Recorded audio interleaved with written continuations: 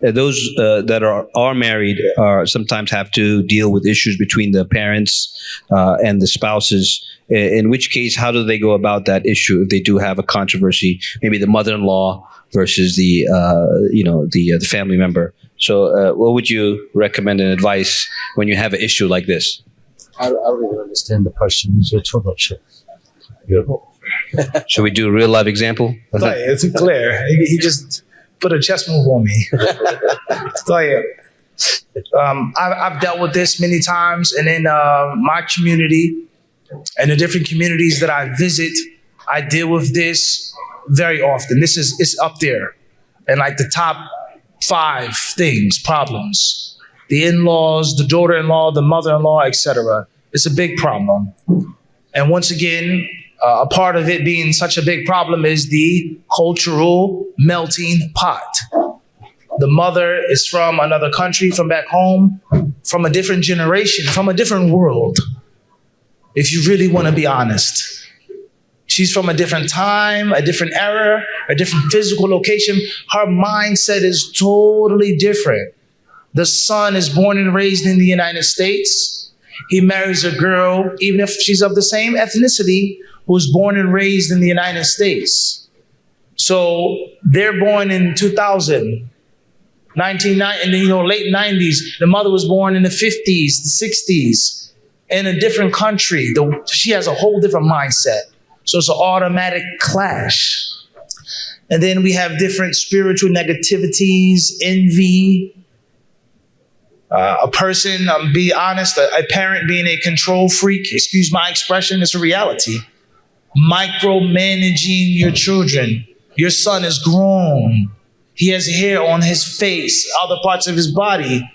And a parent still feels the need to micromanage every single movement. That's problematic, to say the least. And unfortunately, the poor man is stuck in the middle. His mother accuses him of not loving her enough. I'm your mother. I gave you birth.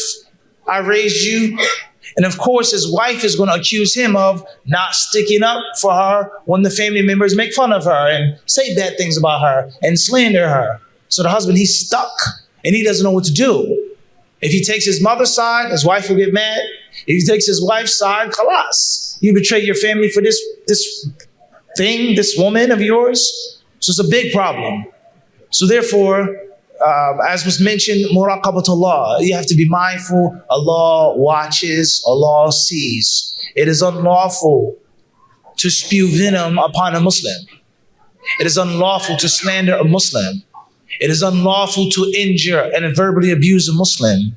If someone is given something more than you, the Prophet ﷺ, he clearly told us, إِذَا نَظَرَ أَحَدُكُمْ إِلَى مَنْ فُضِّلَ عَلَيْهِ فِي الْمَالِ وَالْخَلْقِ.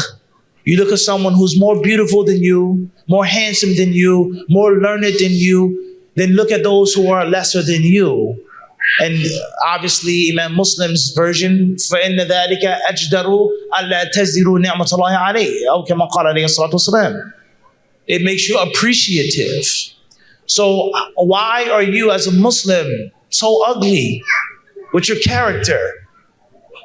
It's unlawful to treat a Muslim in this manner, whether she's your daughter-in-law or not. You cannot slander a Muslim. You cannot scandalize a Muslim. She's your sister in faith. You may differ. There may be some problems, but you have to fear Allah. It's not okay. And of course, the wife. You have to fear Allah as well. You don't always have to retaliate. If someone says something bad about you, you don't have to retaliate with negativity. And keep in mind that she is older than you. And keep in mind that this is your husband's mother. So both sides have to fear Allah. And the husband, of course, and the son, his job is to establish the boundaries. There should be no competition between wife and daughter. I love you in a manner in which I love no one else. You're my mother. And I love this woman who I share a bed with in a manner in which I love no other woman. There's no comparison. There's no competition. These are two different entities that do not mix. She has rights. You have rights. I respect you. I obey you. So on and so forth. So I think that we need to really fear Allah concerning these family problems. And of course, these issues, they translate into the next generation. and the trauma continues, and the bad, negative, nasty cycle continues. But the difference is with the new generation, they're not staying together for 30 years no matter what. The marriage is not going to last 40 years no matter what. Divorce immediately. Your son, even though you're from Yemen, your son is from Brooklyn. That's a reality. You came from Lebanon or Palestine, you came from West Africa, but your son is a New Yorker. Know that. He's born and raised in Brooklyn. His mindset is that of a New Yorker. The foods that he likes, etc. So the way that he looks at life is very different. So some of the values that held things together back then, this second and third generation may not have. So I think that this problem needs to be weeded out. And we all have to fear Allah and control our tongues, control our emotions. If and when we differ, we do it respectfully. We talk about it respectfully. We're Muslims. We're not kuffar. It's not a soap opera. I'm scheming and plotting against you. So this is very unfortunate. May Allah help us all. And I'll mention one story. I won't mention the country, not to offend anyone. I was in Mecca. We were making Umrah. We finished Umrah. A couple of other brothers from Medina.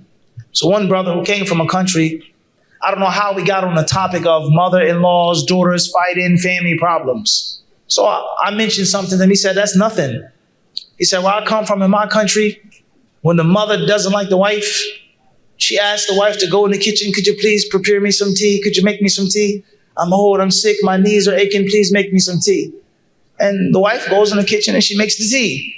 But before she goes on to turn on the oven, the mother, he said this story, she unscrewed the gas pipe, the gas thingy.